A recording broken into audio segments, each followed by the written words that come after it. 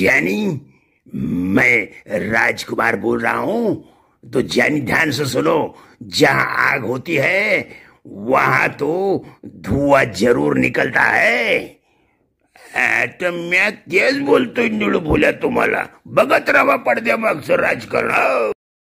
Ratnakar Ausekar YouTube channel सादर करीत आहे पडद्यामागचं राजकारण, पडद्यामागचं राजकारण, पडद्यामागचं राजकारण। रत्नाकर औसेकर आवाजांचा बादशाह सादर करीत आहे। वर्ष नवे संकल्प नवा, आपला आवडता कार्यक्रम पडद्यामागचं राजकारण, रत्नाकर औसेकर यूट्यूब चॅनलचा उपक्रम। मित्रांनो,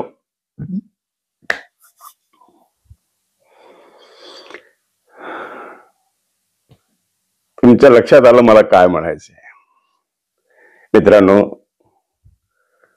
देवेंद्रजी फडणवीस मुख्यमंत्री साहेबांचा आष्टीमध्ये जोरदार पद्धतीने सत्कार झाला आणि या सत्कारामध्ये सुरेश धस, आमदार सुरेश धसांनी देवेंद्र फडणवीसचा उल्लेख बाहुबली म्हणून करण्यात आला। आणि या सत्काराच्या वेळेस आमदार सुरेश धस यांनी एक दीवार चित्रपटातला डायलॉग घेतला। आमदार सुरेश धस, तुमच्या डायलॉगला थोडस मी अजून संगीत करून आमच्या प्रेक्षकांना सांगतोय।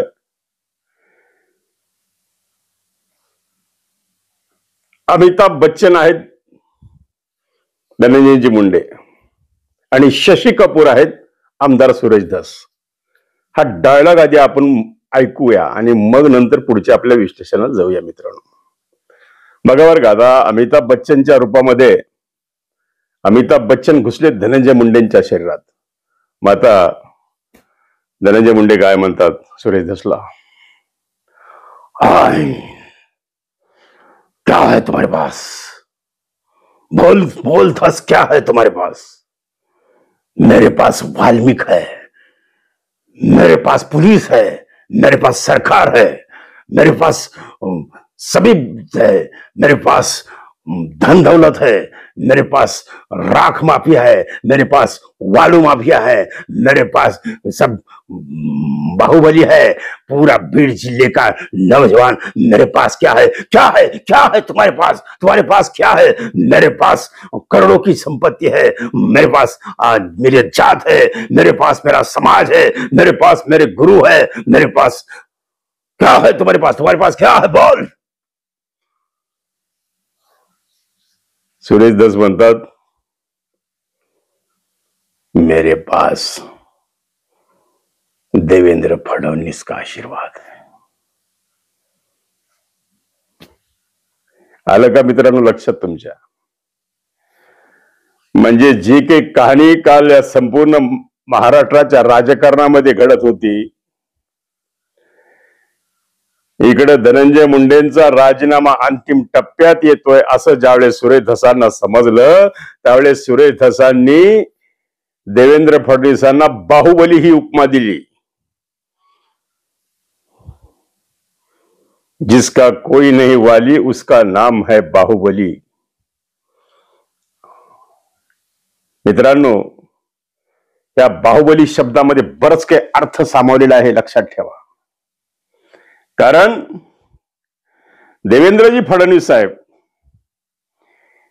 या मयत सरपंच संतोष देशमुखच्या प्रकरणामध्ये धनंजय मुंडे कुठेही येत नाहीत हे त्यांना जाणवल्यानंतर आता राजीनामा तर घ्यायचा आहे, पण तो राजीनामा कोणत्या तरी एका वेगळ्या कारणाने घ्यावा की जेणेकरून त्याचं अंगलट सरकारवरही येणार नाही, त्याचं खापर राष्ट्रवादीवर फुटणार नाही, त्याचं खापर अजितदादावर फुटणार नाही आणि लाडक्या बहिणी सुद्धा नाराज होणार नाही। त्या सगळा विषय घेऊन धनंजय मुंडेंचा राजीनामा मुख्यमंत्र्याला घ्यायचा आहे का, अजितदादाला घ्यायचा आहे का? हो घ्यायचा आहे, पण कसा घ्यायचा याच्या मागची पूर्ण व्यूहरचना तयार करून नेमकं कालच करुणा मुंडे यांचं एकदम फोकस मीडियाने कसं केलं, कोणाकोणाचे फोन मीडियांना गेले, काय काय राजकारण घडलं, एका दिवसातच सर्व टीव्हीचे पडदे करुणा मुंडेंनी कसे व्यापले गेले आणि धनंजय मुंडे कसे आता अडचणीत येऊ शकतात का, अशी शंका आमच्या मनामध्ये निर्माण झाली. कारण राजीनामा राजीनामा राजीनामा गेली 60 दिवस हे चालू आहे. आणि या सगळ्या बीड जिल्ह्यातल्या बाहुबलींना, बीड जिल्ह्यातल्या गुंडगर्दीला धनंजय मुंडेंचं पाठबळ आहे का? बीड जिल्ह्यातलं कोणी बोलत नाही, पण बीड जिल्ह्यातला सर्वसामान्य माणूस बोलत नाही. पण बीड जिल्ह्याच्या बाहेरच्या लोकांना जाऊन तिथं पाहिले, त्यांना दिसलं की बीड जिल्ह्यात कशा पद्धतीची गुंडागर्दी आहे. आणि याच्या पाठीशी या सर्व गुंडांना सपोर्ट कोण करतंय, तर धनंजय मुंडे करतंय असा समज आता जवळपास महाराष्ट्रातल्या सर्व 14 करोड जनतेचा होतोय का काय, अशी शंका आमच्या मनामध्ये निर्माण झाली. एवढे विलन आहेत का धनंजय मुंडे? नक्कीच नाही. धनंजय मुंडे कुठे कोणी नाव, धनंजय मुंडेचं कोणी नाव घेतलंय का? नक्कीच नाही. धनंजय मुंडे ह्या संतोष देशमुखच्या प्रकरणात, मस्सा जोगच्या प्रकरणात अडकतात का काय? कुठंच नाही. विष्णू चाटेचा अजून फोन सापडत नाही, सुदर्शन घोलेचा फोन ओपन होत नाही, पुढे दिशा सापडत नाही. इकडं संतोष देशमुखचा परिवार हातबालाय, तो फक्त न्याय मागण्यासाठी दर दर भटक रहा है.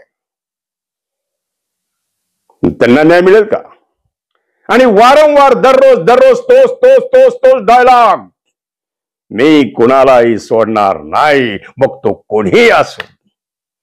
याचा अर्थ काय? बघा तुम्ही, डायलॉगचा एक अर्थ बघा. कारण देवेंद्र फडणवीस ज्यावेळेस एखादा डायलॉग मारतात तर काही सहजासहजी घेत नाही. ते गनिमी कावा पद्धतीनं राजीनामा घ्यायचा प्लॅन झालाय का धनंजय मुंडेंचा, अशी शंका आता महाराष्ट्रातल्या सर्व लोकांच्या जनतेच्या मनामध्ये निर्माण व्हायला गेली की मी कोणालाही सोडणार नाही इथपर्यंत ठीक होतं, मग तो कोणीही असो, तर तो धनंजय मुंडे जरी असतील तरी मी सोडणार नाही, हे म्हणायचे का देवेंद्र फडणवीसांना? मग तो वाल्मिक कराड आहे, त्यालाही मी सोडणार नाही, हे म्हणायचंय का देवेंद्र फडणवीसांना? म्हणायचे काय? आणि कुठंतरी ही सगळी तजबीज काल करुणा मुंडेंच्या माध्यमातून, हे पा असं खाल्लं काय ना असं खाल्लं काय, कुठूनही घास तोंडात जातो, ह्याला मतलब घी कहा गया खिचडी में. हेतू काय? धनंजय मुंडेंचा राजीनामा. मग तो कौटुंबिक हिंसाचाराच्या माध्यमातून असेल, मग तो लाडक्या बहिणी नाराज होतील म्हणून त्यांचा राजीनामा घेतला म्हणून सांगायला जागा झाली का? कारण आज हे जे 5वी बहुमत ह्या अजितदादा पवार आणि एकनाथ शिंदे आणि देवेंद्र फडणवीसांना मिळालेलं आहे मित्रांनो, हे प्रचंड 5वी बहुमत आहे असं काही पत्रकारांचं, जाणकारांचं, राजकीय गणित तज्ञांचं मत आहे. एवढं प्रचंड बहुमत कसं शक्य आहे? शरद पवारची माणसं एवढी कमी कशी निवडून येऊ शकतात? शिवसेनेची माणसं एवढी कमी कशी निवडू? याबद्दल शंका निर्माण केलेली मतदान पेटीवर, म्हणजे बॉक्सवर, यंत्रावर. आणि आता काही आमच्या सरकारला असं वाटतं की हे यश लाडक्या बहिणींचं यश आहे. मग या लाडक्या बहीण, फडणवीस साहेब, करुणा मुंडे आपली लाडकी बहीणच आहे, तिच्यावर अन्याय होत नाही का? आता लाडक्या बहिणी सुद्धा आता कुजबुजायला लागलेल्या आहेत. लाडक्या बहिणी, ज्या लाडक्या बहिणींनी ह्या सरकारला सत्तेत बसवलं, त्याच लाडक्या बहिणींचा आता नावं वगळण्याचा कार्यक्रम सुरू झालेला आहे मित्रांनो. आणि आता कुठंतरी हा ठपका ठेवून कौटुंबिक हिंसाचार, आणि काल धनंजय मुंडेंच्या वकिलांनी वारंवार सांगितलेले मित्रांनो, टीव्हीत पाहा तुम्ही नीट, की कुठेही त्यांची पत्नी म्हणून उल्लेख केलेला नाही कोर्टानं. म्हणजे धनंजय मुंडेंना करुणा मुंडेपासून 2 मुलं झाली. गोंडस सुंदर आपला तो कालचा श्री काय शिव, अगदी हँडसम मुलगा आहे आणि शोभतो तो धनंजय मुंडेंचा वारस. मित्रांनो, तो काल फोकसमध्ये आला आणि इतक्या दिवस कधी न बोललेला तो शिव मुंडे सुद्धा बोलला की माझे वडील हे सगळ्यात बेस्ट आहेत. असं नाही, पण माझे वडील हे आमच्यासाठी सगळ्यात बेस्ट आहेत. म्हणजे आम्हाला त्यांनी कधी दूर अंतर केलं नाही. 2018 साली ज्यावेळेस 18 पर्यंत सगळं काही ठीक चाललेला संसार, म्हणजे आता फक्त ते पत्नी म्हणून जगासमोर जरी नसल्या आल्या तरी हा त्यांच्यात काही कुठं कटुता नव्हती. पण 2018 पासून ज्यावेळेस धनंजय मुंडेंच्या स्वभावामध्ये बदल होत गेला आणि धनंजय मुंडे कुठेतरी आपल्याला टाळतायत आणि धनंजय मुंडेंचं आपल्या बाबतीत आता एवढं पूर्वी एवढं प्रेम नाही, कारण शेवटी करुणा मुंडे क्या म्हणल्या, मैंने दिल दिया है, प्यार किया है तो डरना क्या है. मी तुम्हाला जसं सांगितलं काल गोपीनाथ मुंडेंच्या मध्ये, प्यार किया तो डरना क्या, बाळासाहेब ठाकरे म्हणाले होते, तर तसं धनंजय मुंडे समोर प्यार किया तो डरना क्या आहे. मग काय हरकत नाही, त्यांनी त्यांच्या समाजाची एक पत्नी केली, त्याबद्दल कोणाचं दुमत असायचं काही कारण नाही. मित्रांनो, पण प्रश्न असा आहे की करुणा मुंडेवर अन्याय झाला असं कोर्टानं म्हणायचंय का, म्हणून त्यांना पोटगी दाखल. आज त्या रक्कम 1 रुपया आहे का 1 लाख आहे का 1 करोड याला महत्व नाही. काल सुषमा अंधाणी सुद्धा सांगितलेलं आहे की त्याला महत्व नाही, पण कुठंतरी करुणा मुंडेंना आता आशेचा किरण दिसतोय की त्यांना न्याय मिळेल. काल करुणा मुंडेंनी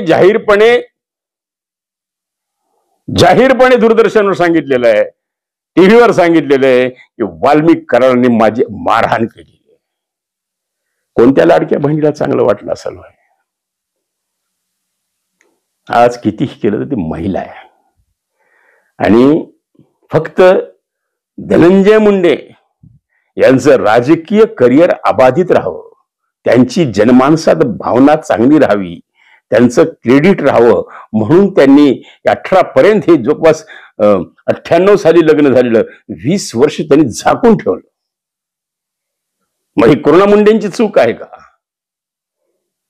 आज मला कमेंट्स बॉक्समध्ये मला तुमच्या ह्याच कमेंट्स पाहिजेत की करुणा मुंडेंनी वेळीच हे जर पॅचअप केलं असतं, हे जाहीर केलं असतं एक समजा 15 वर्षापूर्वी, तर कदाचित त्यांना आज एक पत्नी म्हणून मान्यता मिळाली असते असं तुम्हाला वाटतंय का मित्र? उशीर झाला का? देर आहे दुरुस्त आहे, पण उशीर झाला का असं वाटतंय. आणि दुसरी गोष्ट, करुणा मुंडेवर अन्याय झालाय का म्हणून मी माझा टायटल घेतलेलं आहे, बाहुबली दिलवाली तिजोरी खाली. मग बाहुबली कोण आहे? काल सुरेश दसांनी देवेंद्र फडणवीसांना बाहुबली हा शब्द उच्चारला आणि कारण सुरेश दसांना जाणीव झाली. आणि बघा तुम्ही 1 तास 1.5 तासाचा फरक पडलाय फक्त कोर्टाचं बाहेर यायला. इकडं पूर्ण तजबीज सुरेश धस आणि देवेंद्र फडणवीसांनी करून ठेवलेली आहे की धनंजय मुंडेंना कोणत्या प्रकरणात आता राजीनामा घ्यायचा, अशी शंका यायला गेली मित्रांनो. आणि एखाद्या मंत्र्याच्या बाबतीत, एखाद्या व्यक्तीच्या बाबतीत, आता खरं सांगू का, माझा सुद्धा परिचय मुंडे साहेबांशी झाला होता, धनंजय मुंडेंशी झाला होता. गोपीनाथराव मुंडेंनी निवडणुकीच्या कामासाठी आमच्याकडे काही रेकॉर्डिंगची कामं दिलेली होती आणि त्याची माझ्या संपर्क करायची जबाबदारी सगळी धनंजय मुंडेंकडे होती. त्यामुळे धनंजय मुंडेंशी माझा 2-4 वेळा परिचय झालेला आहे आणि माझे बरेचसे ऑडिओ रेकॉर्डिंग धनंजय मुंडेंचं असतील किंवा गोपीनाथराव मुंडे, पंकजा मुंडे यांच्याकडे जातातच. त्यामुळे आम्ही त्यांना ओळखतो. पण मित्रांनो, पण धनंजय मुंडेंना ज्या पद्धतीने एक व्हिलन म्हणून 2 महिन्यापासून टार्गेट केलं जात आहे, हे कुठंतरी हा राजकीय कट आता शिजून अंतिम टप्प्यात आलाय का? कारण हे जवळपास धनंजय मुंडे विरोधी पक्ष नेता होते, त्यावेळेस पासून हे सगळं आता मार्गी लागलेलं आहे आणि त्याचा आता अंतिम टप्प्यात पक्षी गाठलोय का, टप्प्यात सापडलाय का? कालचं सुद्धा काही लोकांनी शरद पवार साहेबांवर खापर फोडले. यामाग राजकीय, आता बघा काही झालं तर शरद पवार, काय समीकरण आहे मला कळलं. आता करुणा मुंडे, धनंजय मुंडे, शरद पवार साहेबाचा काय संबंध आहे? पण तिथं सुद्धा काल शरद पवारांचं नाव पुढे आलं. कारण याच धनंजय मुंडेंनी शरद पवारांवर या निवडणुकीमध्ये टीका केली होती. आणि हे पण लक्षात ठेवा, आता खरं बाहुबली कोण आहे हे महाराष्ट्राला सर्वांना माहिती आहे. आणि काल सुरेश दसांनी बाहुबली म्हणून देवेंद्र फडणवीसचा उल्लेख केला. देवेंद्र फडणवीसच्या मनामध्ये गुदगुल्या होत होत्या की मला बाहुबली म्हणलं जात आहे. म्हणजे एकमेकांची स्तुती सुमने एकमेकांवर त्यांनी अशी वाहिली की त्यांनी फार या बाहुबलीनी सुरेश दसांना भगीरथच करून टाकलं आणि लोक टाळ्या वाजवायला लागले. अख्खा महाराष्ट्र टाळ्या वाजवायला लागला. एक लक्षात ठेवा, हे जे मेतकूट जमलेलं आहे, सुरेश धस, प्रकाश सोळंके, धनंजय मुंडे, देवेंद्रजी फडणवीस आणि एक लक्षात ठेवा, एखादा आमदार एखाद्या मंत्र्यावर, महायुतीच्याच मंत्र्यावर एवढा आक्रमकपणे आरोप करू शकतो का? ही शंका महाराष्ट्राच्या सर्वसामान्य मतदारांच्या मनामध्ये, जनतेच्या 14 करोड जनतेच्या मनामध्ये यायला लागलेली मित्रांनो. करू शकत नाही. ज्या अर्थी त्याला देवेंद्र फडणवीस त्यांना पाठिंबा आहे, लग जाओ काम को हम है आपके पीछे, म्हणून त्यांनी सांगितलेले का राजकीय बाहुबली देवेंद्र फडणवीसांच्याच आदेशानं हे सगळं चाललंय. धनंजय मुंडे आणि देवेंद्र फडणवीस हे खास दोस्त आहेत, हे वारंवार करुणा मुंडे सांगतायत की कित्येक वेळा ते मुलाखत सांगितले की देवेंद्रजी मला इंदोरला सोडायला येत होते. एवढी मैत्री त्यांची, एवढे घरोब्याचे संबंध, एवढे कौटुंबिक संबंध. ज्यावेळेस धनंजय मुंडे निवडून आले प्रचंड बहुमतानं आणि भेटायला गेले देवेंद्रजींना, तर देवेंद्रजींनी त्यांचं गळ्या पडून जे स्वागत केलं, याहून त्यांची मैत्री किती घट्ट आहे हे तुम्हाला लक्षात येतं मित्रांनो. मैत्री घट्ट आहे, पण कुठंतरी आता महायुतीचं सरकार बदनाम व्हायला लागलेलं आहे. कुठंतरी याचा झटका आता येणाऱ्या ज्या काही स्थानिक स्वराज्य संस्थांच्या निवडणुका आहेत, या निवडणुकीमध्ये बसू शकतो का काय, अशी शंका आता निर्माण व्हायला लागलेली आहे. म्हणून धनंजय मुंडेंना आता कदाचित एक आमचा अंदाज आहे की लवकरच राजीनामा घेतला जाईल का, घेऊ शकतात. आता कारण सापडलेलं आहे आणि ते कारण आहे कौटुंबिक हिंसाचार. हे जे काल अचानक करुणा मुंडेंच्या डोळ्यात जे अश्रू येत होते, करुणा मुंडे रडू जे काही सांगत होत्या, त्यांच्या मुलानं सुद्धा सांगितलं की आता हे आमच्या परिवाराच्या ह्या गोष्टी लोक करमणुकीचं साधन म्हणून निर्माण केलं. साहजिक आहे, त्या तरुणाला आता तो सुद्धा सज्ञान झालेला आहे, तो सुद्धा आता म्हणजे मोठा झालेला आहे, त्याला सुद्धा हे सगळं जाणवत आहे, तो सहन करू शकत नाही. आणि म्हणून त्याने काल सांगितलं की आता मला बोललंच पाहिजे. हे सगळ्या गोष्टी ज्या नेमक्या याच टप्प्यात, नेमक्या याच वेळेस बाहेर येत आहेत, यामागं कोणतं राजकारण आहे? यामध्ये मित्रांनो मला तर असंच वाटतंय कदाचित धनंजय मुंडेंना आता सांगितलं जाईल की बहुत हो गया, आता महायुतीचं सरकार फार अडचणीत घ्यायला लागलेलं आहे आणि प्रचंड विरोध वाढतोय. दररोज दबाव वाढतोय. लक्षात ठेवा, दररोज एक नवीन प्रकरण आहे. आता कालची घटना, कुठेतरी एक तरुण, धारूरची बहुतेक घटना आहे की एक तरुण कराडच्या बातम्या बघत होता, वाल्मिक कराडच्या मोबाईलवर. ते काही मुलांनी पाहिलं, तू ह्या बातम्या का बघतो, त्याहून त्यांची बाचाबाची झाली. त्याचं पर्यवसन मारामारी झालं आणि त्याला बेदम ठोकण्यात आलं. ही कोणती लोकशाही आहे गृहमंत्री साहेब? ही कोणती लोकशाही आहे मुख्यमंत्री साहेब? ही कोणती लोकशाही आहे?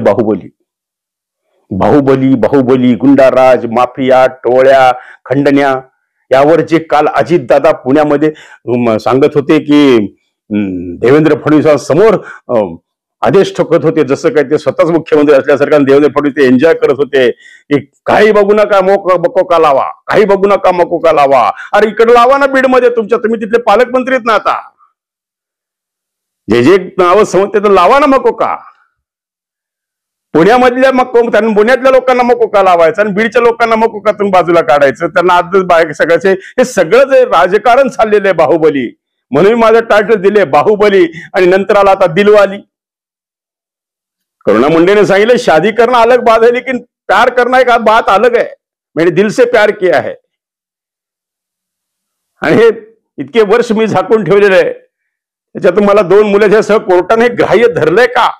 काही वकील सांगतात ते आता शेवटी एवढे पुरावे आहेत की यामधून धनंजय मुंडे सुटतील असं वाटत नाही मित्रांनो. दुसरी गोष्ट, याच्यामधून काय व्हायला लागलेलं आहे, तिजोरी खाली व्हायला लागलेली आहे. कालची एक मी न्यूज ऐकलेली आहे की लाडक्या बहिणीच्या जाहिरातीसाठी कितीतरी करोड रुपयाची तजवीज करून ठेवली. जाहिरातीसाठी तजवीज आहे, प्रचारासाठी तजवीज आहे. एकीकडे लाडक्या बहिणीचे नाव वगळले चालले, का पुन्हा निवडणुका जवळ यायला लागल्यात आता स्थानिक संस्थांच्या, म्हणून पुन्हा एक काहीतरी अजून नवीन गाजर दाखवून जाहिराती भरपूर प्रमाणात करून, म्हणजे जेवढं बहिणींना वाटप, जेवढं लाडक्या बहिणींना वाटप, तेवढं जाहिरातीवर खर्च, अमाप खर्च. आज एवढं सोपं नाही. दूरदर्शनला एखादी 10 सेकंदाची जाहिरात द्यायला कितीतरी ₹1000 लागतात, आणि इथे तर तासाला 20-25 जाहिराती पडत होत्या मित्रांनो. टीव्ही वाल्यांचं चांग भलं झालं, चॅनलवाल्यांचं चांग भलं झालं, पण सरकारची तिजोरी खाली झाली. म्हणून माझं टायटल नाव दिलेलं आहे की बाहुबली दिलवाली तिजोरी खाली. कालच्याच बातम्या तुम्ही बघितल्या असत्याल की तिजोरी खाली झाली, तिजोरी खाली होतीये, म्हणून शिवभोजन जी थाळी आहे, ₹10 मिळणारं जेवण गोरगरिबाच्या पोटात जाणारं, ते तोंडचा घास आता हिरावून घेत आहे काय सरकार. याविषयी छगन भुजबळांनी नाराजी व्यक्त केली. हे शिवभोजन चालू असू द्या, गोरगरीब खातायत, ₹10 पोटभर जेवतायत, आणि त्याच्यातून जे अनुदान मिळतं म्हणून काही लोकांना रोजगार सुद्धा मिळत आहेत. हे सगळं असं राजकारण आहे मित्रांनो. म्हणून माझं टायटल दिलेलं होतं बाहुबली दिलवाली आणि तिजोरी खाली. मित्रांनो, हे महाराष्ट्राचं राजकारण आता कोणत्या दिशेला चाललंय? खरा गुंडा राज कुठे आहे? दररोज आपण नवीन पाहता. पुण्यामध्ये क्राईम, बीडमध्ये क्राईम, महाराष्ट्रात क्राईम हा वाढतोय. गुंडगिरीच्या प्रथा वाढतात, आणि कवळी कवळी मुलं, 20 वर्षाची, 21 वर्षाची. मला काल ते जे फोटो पाहून इतकं वाईट वाटलं की ते जे दारूचं प्रकरण आहे की फक्त तू मोबाईलवर वाल्मिक करण्याच्या बातम्या का पाहतोस म्हणून त्या माणसाला एवढं बेदम मारलं. त्याला काल लातूरच्या हॉस्पिटलमध्ये हलवण्यात आलं. तो म्हणजे अजूनही धोक्याच्या बाहेर गेलेलं नाही. मग काय होणार आहे? पुन्हा एक हत्या होणार आहे का? मग पुन्हा आता ते सुद्धा. आणि बघा, ते मुलांचे मी फोटो बघितले, मोटरसायकल बसले, अगदी कवळी मुले. तो त्यांच्या मुलावर कोणतेही आता इथून खरे संस्कार व्हायचे, तर हे सगळे गुंडगिरीचे संस्कार या बीड जिल्ह्यात होत आहेत का? मग बीड जिल्ह्यातल्या लोकांना बदनाम झाल्यासारखं वाटतंय का? का बीड जिल्ह्यातल्या तरुण मुलांवर संस्कार कुठे कमी पडत आहेत का? आणि हे सगळं बीड जिल्ह्यातच का घडतंय, याचा विचार झाला पाहिजे. आज कवळी कुळी 20-20 वर्षाची मुलं एकदम व्हायलन्सवर यायला लागले. मार, तिथं काही दया नाही, माया नाही, काही नाही. दनादन ठोकाठोके काय चाललंय? आणि कुठंतरी हे रोखलं पाहिजे. कुठंतरी ही लोकशाही आहे का? हे बाहुबली राज आहे का? पुन्हा बीडला बिहार म्हणलं की राग येतो, पुन्हा परळीला तालिबान म्हणलं की राग येतो. तुम्हाला माहितीये का आज बीडच्या आणि परळीच्या व्यापाऱ्यांचे काय हाल आहेत? कित्येक व्यापारी माझे मित्र आहेत, कित्येक व्यापारी फोनवर बोलतात. फक्त व्यापारी सांगतात, दादा नाव सांगू नका, आमच्या व्यथा आमच्या जवळच असू द्या. कारण आता आम्ही या ठिकाणी गेली 30-40 वर्षापासून आम्ही व्यापार करतो. आमचे मुलं बाळ आता इथं स्थिर झालेले आहेत, आमच्या प्रॉपर्टी इथं स्थिर झाल्या, आमचे दुकान आहेत, आमचे घर आहेत, आमचे बंगले आहेत. आमचं आयुष्याची सगळी कमी आम्ही पुंजी ह्या परळी मध्ये लावलेली, आमची आयुष्याची पुंजी ह्या बीडमध्ये लावलेली आहे. आयुष्याची पुंजी ह्या बीड जिल्ह्यात आम्ही लावलेली आहे. इथल्या व्यापाऱ्यांची मानसिकता जरा समजून घ्या मित्रांनो. खरं तर चॅनलवाल्यांनी जाऊन सगळ्या व्यापाऱ्याच्या मुलाखती घ्यायला पाहिजेत, आणि मग खरं कळेल तुम्हाला की व्यापारी किती परेशान आणि अडचणीत आहे. पतसंस्थेच्या माध्यमातून करोड रुपयाचा भ्रष्टाचार झालेला आहे. पीक विम्याच्या माध्यमातून करोड रुपयाचा भ्रष्टाचार झालेला आहे. कृषी खात्याच्या साहित्य खरेदीमधला तो तिजोरी खाली झालेली आहे. काल शेतकऱ्यांनी सुद्धा सांगितलेलं आहे की बाजारभावापेक्षा जास्त भावानं वस्तू खरेदी करण्यात आल्या. मग यामध्ये अंजलीताई दमानी यांनी तर सांगितलं की 300-350 का 250 एवढा करोड, आणि सुरेश धस्त सांगतात, म्हणजे आपले शशी कपूर ते सांगतात अंजलीताईंची माहिती खोटी आहे, भ्रष्टाचार फार पुढे त्याच्यापेक्षा मोठा आहे. आणि बोल तेरे पास क्या है, आणि आपलं सूर्यदासाचा डायलॉग, मेरे पास देवेंद्रजी है.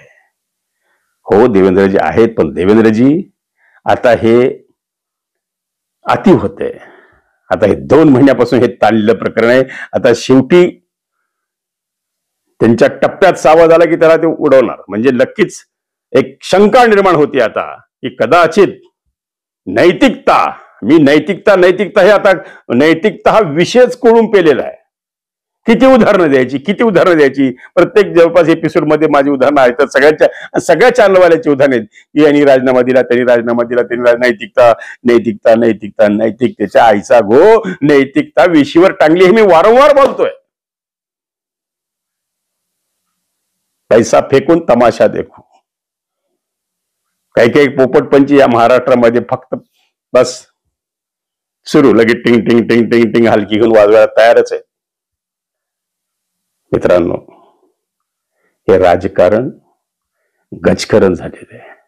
आणि आता मी जे टायटल दिलेलं आहे, बाहुबली, दिलवाली आणि तिजोरी खाली, खरंच कृषी खात्यात भ्रष्टाचार झालाय का? खरंच साहित्य खरेदीमध्ये करोडो रुपयाचा व्यवहार झालेला आहे का? आणि खरंच धनंजय मुंडेंनी वाल्मिक कराडला आपलं पालकमंत्री पद लीजवर दिलं होतं का? यावर तुमचं मत काय? कमेंट्स बॉक्स मध्ये जरूर लिहा. मी कमेंट्स बॉक्स मधल्या प्रत्येक कमेंट्स वाचतो मित्रांनो, कारण तुमच्या कमेंट्स मधून मला एक ऊर्जा मिळते. तुमच्या कमेंट्स मधून मला तुमच्याशी बोलावं वाटतं. आणि तुम्ही जे माझ्या चॅनलला प्रतिसाद देत आहात त्याबद्दल सर्वांना लाख लाख आभार. विषय फार मोठा आहे, बोलण्यासारखं भरपूर आहे. बोलायला मी थकत नाही, ऐकायला तुम्ही थकत नाही. उद्या भेटूया. पण एक काम करा, ज्यांनी नसलं केलं त्यांनी सबस्क्राईब करा, बेल आयकॉन दाबा, आपापल्या स्टेटस ठेवा आणि आपापल्या ग्रुपवर पाठवून आपल्या चॅनलला भरभरून प्रतिसाद द्या. जर तुम्ही आशीर्वाद दिला तर माझं चॅनल मोठं होईल, तर मला बोलण्याची स्फूर्ती येईल, आणि तर मी तुम्हाला हे सगळे राजकारणाचे विश्लेषण अगदी सत्य रूपाने तुमच्यासमोर मांडण्याचा प्रयत्न करेल. कारण आम्ही आधीच सांगितले, रत्नाकर आवसेकर युट्यूब चॅनल कोणत्या धर्माचं नाही, कोणत्या जातीचं नाही, कोणत्या पक्षाचं नाही, कोणत्या नेत्याचं नाही. हे आहे फक्त माझ्या जनतेच. आशीर्वाद द्या. कमेंट्स मात्र विसरू नका, जरूर करा. मी वाचणारे बरं का. उद्या भेटूया. नमस्कार. सर्व प्रकारच्या राजकीय प्रचार सिरीजच्या निर्मितीसाठी एकमेव नाव Ratnakar Ausekar. Contact 9890 39 87 88. Online recording series देणारं महाराष्ट्रातलं एकमेव नाव रत्नाकर औसेकर. 51 आवाजांचा बादशाह रत्नाकर औसेकर. कॉन्टॅक्ट 9890 39 87 88. आवाजाचा बादशाह रत्नाकर औसेकर यांच्या YouTube चॅनलला लाईक करा, सबस्क्राईब करा आणि आपापल्या ग्रुपवर शेअर करा. चला, आपल्या मोबाईलवर सर्वप्रथम आमचा कार्यक्रम मिळवण्यासाठी सहकार्य करा. Ratnakar Ausekar YouTube channel.